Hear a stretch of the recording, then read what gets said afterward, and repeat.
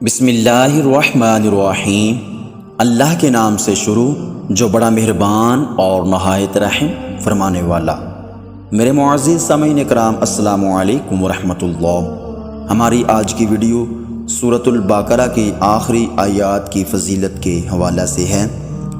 Number 1، حضرت سیدنا نعمان بن بشیر رضی اللہ تعالی عنہ سے روایت ہے، فرماتے ہیں کہ حضور علیہ السلام نے فرمایا، اللہ تعالیٰ نے زمین اور آسمان کو پیدا کرنے سے 2000 سال پہلے ایک کتاب لکھی، پھر اس میں سے سورۃ البقرہ کی آخری 2 آیتیں نازل فرمائی۔ جس گھر میں 3 راتیں ان 2 آیتوں کو پڑھا جائے گا، شیطان اس گھر کے قریب نہ آئے گا۔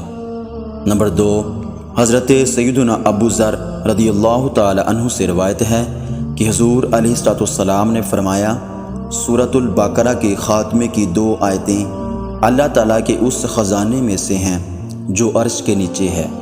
اللہ تعالیٰ نے مجھے یہ دونوں آیتیں دی، انہیں سیکھو اور اپنی عورتوں کو سکھاؤ کہ وہ رحمت ہیں اور اللہ تعالیٰ سے نزدیکی اور دعا ہے۔